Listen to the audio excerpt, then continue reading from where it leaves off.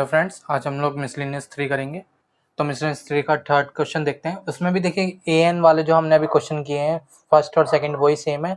A n is equal to 1 plus 2n n minus 4n 1 minus 2n। यहाँ पे पहले सबसे पहले तो n की वैल्यू 1 पुट कर देंगे तो इसको सॉल्व करके ये आ गया। n की वैल्यू k पुट करने पे हमारे पास ये आ गया। n की वैल्यू k प्लस 1 पुट करने पे यहाँ पे देखिए k प्लस 1 पुट करनी है ना, तो ये आ गया हमारे पास।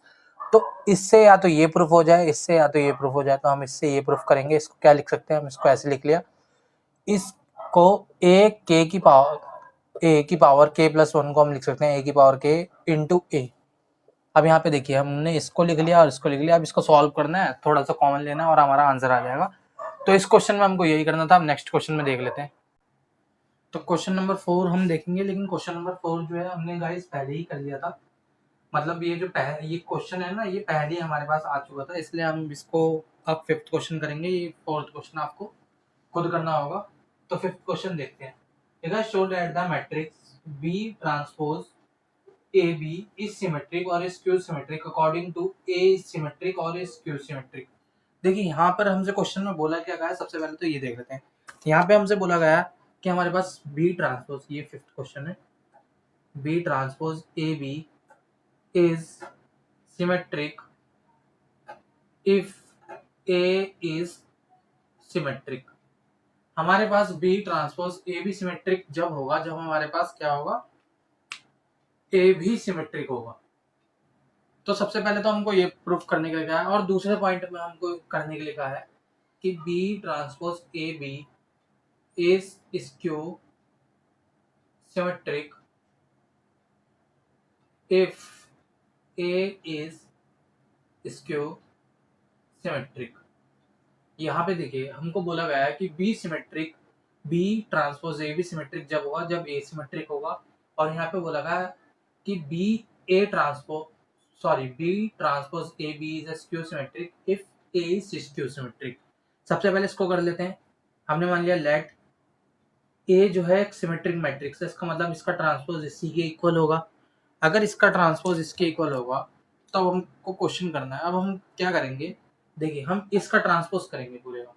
इसका ट्रांसपोज अगर हम करते हैं तो क्या आएगा, बी ए ट्रांसपोज बी का होल ट्रांसपोज। इसको करने के लिए हमने मान लिया let A B is equal to P. अब ये ए बी पी क्यों माना, पहले ना ए बी अगर हमारे पास तीन चीजें होंगी तो उनको ना सॉल्व करने में थोड़ी दिक्कत होगी हमको, तो इसलिए हमने क्या किया, ए बी को पी मान लिया। अब इसको पी मान लिया तो ये कुछ ऐसे दिखने लग गया हमारे पास, ये कुछ ऐसा दिखने लग गया ना। तो जब हम इसका ट्रांसपोज करेंगे तो ट्रांसपोज करने के बाद हमारे पास क्या आएगा, पी का ट्रांसपोज और बी ट्रांसपोज का भी ट्रांसपोज, क्योंकि एक ट्रांसपोज तो इसके साथ चल रहा है ना। ऐसे होता है ना हमारे पास, अगर इसका ट्रांसपोज करना है तो ये ए ट्रांसपोज बी ट्रांसपोज नहीं होगा, ये होगा बी ट्रांसपोज ए ट्रांसपोज। तो मतलब जो बाद वाली चीज है वो पहले आ जाएगी और जो पहले वाली चीज थी वो बाद में आएगी। तो यहाँ पर हमने यही प्रॉपर्टी अप्लाई की। अब इसको करने के बाद बी का ट्रांसपोज और उसका फिर ट्रांसपोज करेंगे तो हमारे पास बी ही आ जाएगा। क्या आ जाएगा, बी। देखिए ए का ट्रांसपोज करके अगर उसका फिर से ट्रांसपोज करेंगे तो हमारे पास ए ही आता है। तो यहाँ पर हमारे पास ये आ गया। अब इसके बाद क्या करेंगे, हम इसमें ना p की वैल्यू जो हमने ए बी मानी थी वो वापस पुट करेंगे, तो ये हो गया ए बी का ट्रांसपोज और बी हो गया हमारे पास। अब इसका जब फिर से ट्रांसपोज करेंगे तो ये बी पहले आएगा, फिर ए आएगा, फिर ए का ट्रांसपोज आएगा, और फिर हमारे पास ये ब्रैकेट में अभी बी चल रहा है ये वाला। और यहाँ पर हमने मान रखा है ये इसका ट्रांसपोज इसके इक्वल है, तो मतलब यहाँ पे हम ए लिख सकते हैं ना, बी ट्रांसपोज ए और बी, यही हमारा आंसर है। ये कैसे किया हमने ये देख लेते हैं, इसको एक बार फिर से समझेंगे। हमको बोला गया था ये सिमेट्रिक होगा अगर ए सिमेट्रिक है, तो हमने मान लिया ए सिमेट्रिक है, हमने लेट कर दिया ए सिमेट्रिक है। अब हमने इसका ट्रांसपोज किया, इसका ट्रांसपोज करके क्या आया, देखिए इसको मैंने ए बी मान लिया, इसको हमने ए बी मान लिया, तो यहाँ पी लिख दिया। इसके ट्रांसपोज की प्रॉपर्टी क्या होती है, अगर ए बी ट्रांसपोज लिखना है तो ये आएगा बी ट्रांसपोज ए ट्रांसपोज, ये कुछ ऐसे आएगा। तो ये चीज हमने यहाँ अप्लाई की। उसके बाद बी के ट्रांसपोज का भी ट्रांसपोज, जैसे देखिए ए के ट्रांसपोज का भी ट्रांसपोज करेंगे तो हमारे पास ए ही आएगा, तो ए हमने यहाँ पर लिख दिया। उसके बाद में क्या किया, पी की वैल्यू डाल दी, पी की वैल्यू ए बी है, फिर इसका ट्रांसपोज करेंगे तो बी ट्रांसपोज ए ट्रांसपोज और बी आ गया। ए ट्रांसपोज को हम वापस से लिख सकते हैं, तो हमारे पास ये आ गया। इसका मतलब बी ए बी का अगर हम ट्रांसपोज करेंगे तो वो इसी के इक्वल आ जाएगा। तो ये क्या है, एक सिमेट्रिक है। ये क्या है, सिमेट्रिक है। अब इसके बाद जस्ट हमको दूसरा वाला भी ऐसे ही प्रूफ करना है। वो दूसरा वाला कैसे प्रूफ करेंगे ये देख लेते हैं। इसके लिए भी हमको क्या करना पड़ेगा, इसके लिए भी हमको इसका पहले तो लिख देंगे लेट। अब इसको क्या मान लिया हमने, इसके ट्रांसपोज को मान लिया माइनस इसके इक्वल आएगा।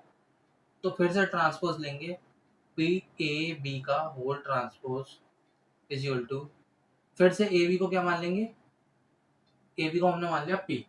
अगर हमने ए बी को फिर से बी मान लिया तो अब यहाँ पर क्या करना होगा ये देखिए, बी ट्रांसपोज पी का होल ट्रांसपोज, फिर से आ गया ये हमारे पास पी ट्रांसपोज और बी ट्रांसपोज। पी की वैल्यू रख देंगे तो पी की वैल्यू क्या है हमारे पास, A B transpose B transpose. फिर इसको खोलेंगे तो ए ट्रांसपोज ये ट्रांसपोज, ये आ गया हमारे पास। ये इसका ट्रांसपोज करेंगे तो ये तो हट ही जाएगा ना, ये ऐसे हो गया। अब इसके बाद इसको क्या लिख सकते हैं हम, इसको माइनस ए लिख सकते हैं ना। तो इसको अगर माइनस ए लिखेंगे, बी ए माइनस ए और बी, तो माइनस का साइन बाहर आ जाएगा और ये ऐसे हो जाएगा, ये कुछ ऐसे हो गया। तो ये देखिए, ये इसका ट्रांसपोज जब हमने किया तो ये इसके माइनस के इक्वल आया, मतलब क्या हुआ हमारे पास, ये देखिए बी ट्रांसपोज ए बी का जब हमने ट्रांसपोज किया तो minus B transpose A B क्या आया। इसका मतलब ये क्या है हमारे पास, इट इज स्क्यू सिमेट्रिक। ये क्या है, एक स्क्यू सिमेट्रिक आ गया हमारे पास। तो यहाँ पर इस क्वेश्चन में ये करना था। अब नेक्स्ट क्वेश्चन पर आ जाते हैं। नेक्स्ट क्वेश्चन नंबर है हमारे पास क्वेश्चन नंबर 6। तो यहाँ पर क्वेश्चन में हमको दिया हुआ है ए जो मैट्रिक्स है वो है 0 x x 2 y y minus Y z minus Z और z।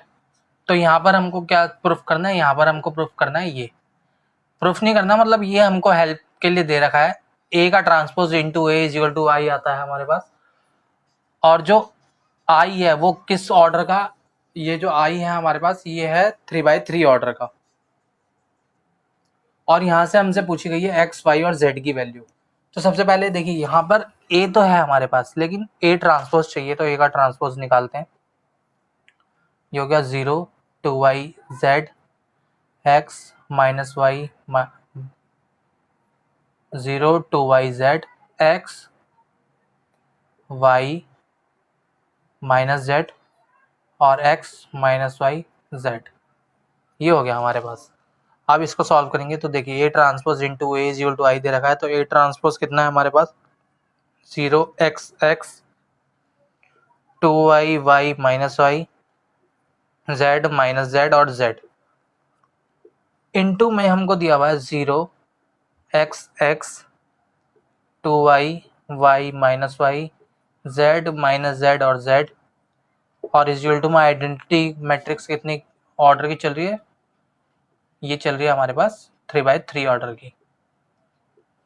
ये गाइस हमको ना कॉमन सेंस लगा के समझना होता है कि अगर सारी मैट्रिक्स जिस ऑर्डर की होंगी तो उसी ऑर्डर की भी हमारे पास आइडेंटिकल मैट्रिक्स चल रही होगी।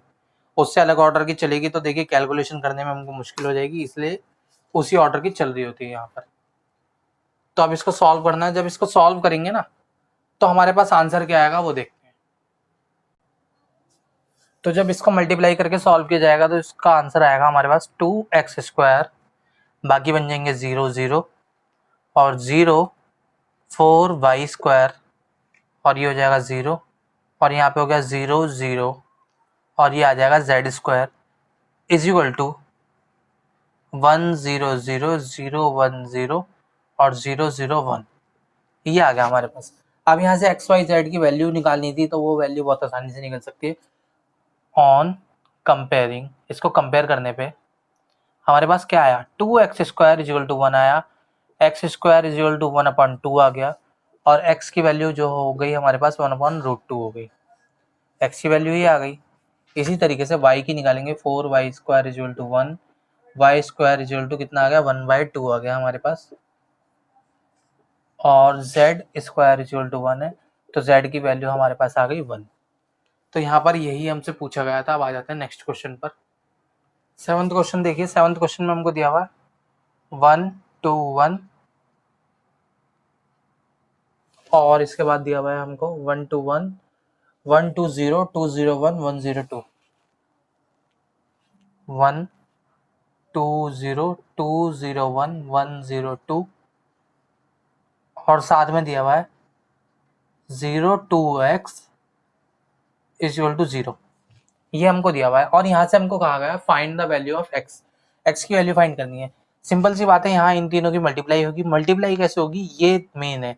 देखिए इसका जो ऑर्डर चल रहा है, इसका ऑर्डर क्या चल रहा है, एक रो और 3 कॉलम चल रहे हैं, तो 1 इंटू 3 चल रहा है और इसका 3 इंटू 3 चल रहा है। तो इसको और ये दोनों ये ऑर्डर सेम है, तो नया ऑर्डर हमारे पास क्या आएगा 1 इंटू 3। तो इन दोनों की मल्टीप्लाई हम कर सकते हैं। 1 इंटू 3 का मतलब है जो हमारे पास रो होगी वो होगी 1 और कॉलम आएंगे 3। तो यहाँ पर जब हमने इसको सॉल्व किया इस पे, तो यहाँ 1 4 प्लस 1, 1 की वैल्यू देखिए 1 की मल्टीप्लाई 1 में, 2 की 2 में और 1 की 1 में।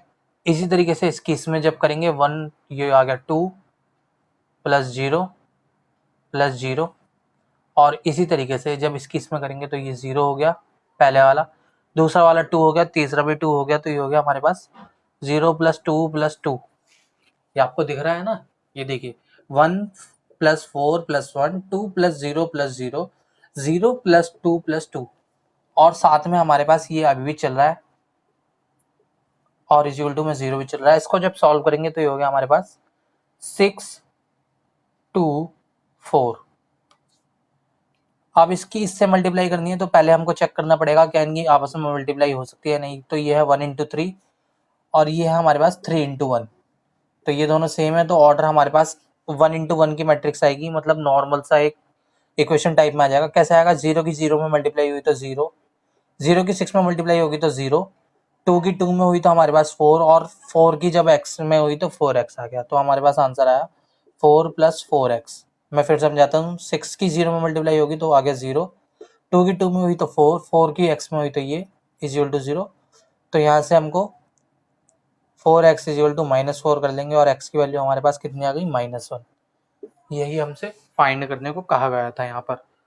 तो सेम इसी के जैसा जो क्वेश्चन है वो क्वेश्चन नंबर 9 है, वो आपको होमवर्क में है, वो आपको खुद करना है। अब हम आ जाते हैं 8th क्वेश्चन पर।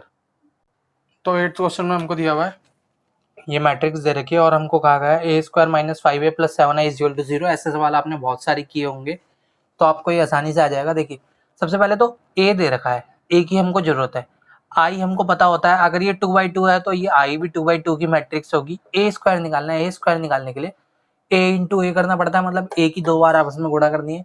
तो a की जब आपस में 2 बार मल्टीप्लाई कर ली हमने तो हमारे पास आंसर ये आ गया। तो इसको सीधा इसमें पुट करना है, a² - 5a + 7i = 0। ये चीज अब ये जो लिखा हुआ है ना, ये सारी वैल्यू इसमें पुट करनी है। तो a² की वैल्यू क्या है हमारे पास, 8 - 5 5 3। अब देखिए a में 5 की मल्टीप्लाई हो रखी है तो हम 5 की मल्टीप्लाई यहाँ डायरेक्ट कर लेते हैं।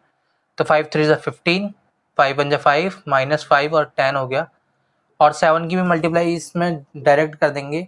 देखिए हम हमारे पास मैट्रिक्स है 1 0 0 1, इसमें अगर 7 की मल्टीप्लाई की जाएगी तो ये आएगी 7 0 0 7।